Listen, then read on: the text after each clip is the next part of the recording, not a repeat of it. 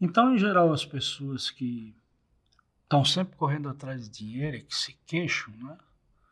Em geral, porque cada caso é um caso, não existe regra, mas em geral o que a gente se percebe no mundo de hoje em dia, é que a humanidade se deixou levar pela influência do mecanismo de controle que acaba dizendo para a gente, principalmente de classe média, né, que você tem que ser o melhor, você tem que ter tudo, você tem que ter status. E status no mundo de hoje só é possível com dinheiro porque não é uma situação de ostentação, né? Então você não quer ter um Fusquinha para trabalhar, você quer ter logo um Mercedes, né? E como você tem capacidade, tem oportunidade de mercado, pode até ganhar mais dinheiro do que o cidadão comum, tem grandes oportunidades, você se lança a isso com o objetivo de ganhar o dinheiro para construir esse status. E aí é que tem a falta de dinheiro, né? Quando você tem a necessidade de correr atrás do dinheiro para se fixar numa determinada posição de status. E esse é o grande problema. Essas pessoas, em geral, quando estão nessa disputa do poder, de estar sempre na frente, comprar o carro melhor, enfim, morar no bairro melhor, ter uma casa maior, etc., né? Nessa conquista do status, essas pessoas esquecem da gratidão. E esse é o ponto que eu quero te mostrar. Se você está aqui me assistindo e está vivenciando a experiência da falta de dinheiro, eu faço essa pergunta para você. No lugar de você estar preocupado em correr atrás do dinheiro para pagar as suas contas, observe dessas contas que você tem, quantas não investimentos, mas quantos compromissos financeiros que você acabou trazendo para a sua vida que não são extremamente necessários, né?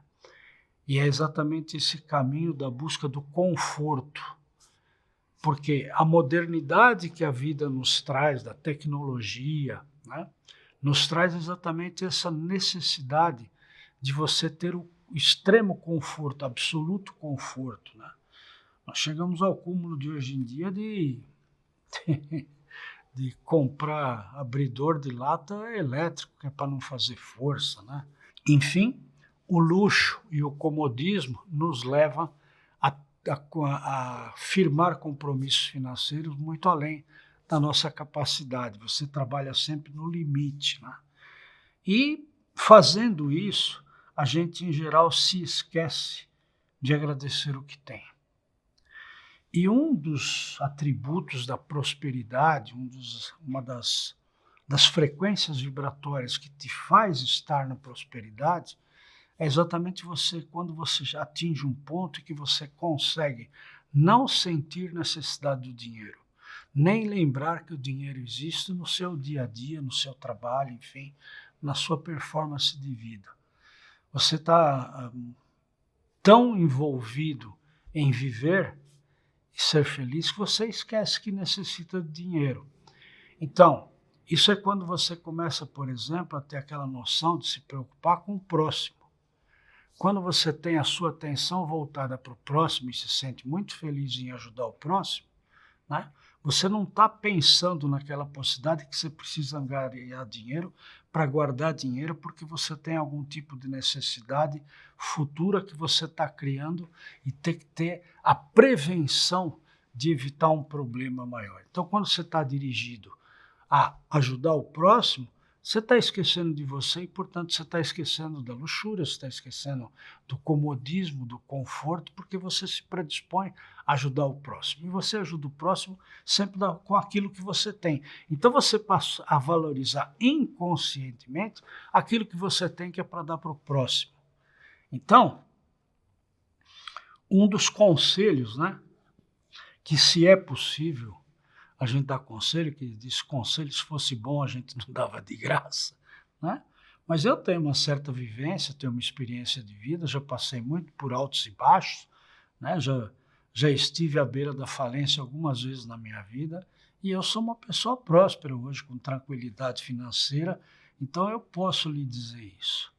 Todas as vezes em que eu estive na falta de dinheiro e que eu quis vivenciar de novo uma nova experiência, sair do buraco e tentar me levantar de novo, a primeira coisa que eu sempre fiz foi a valorizar muito o que eu tinha.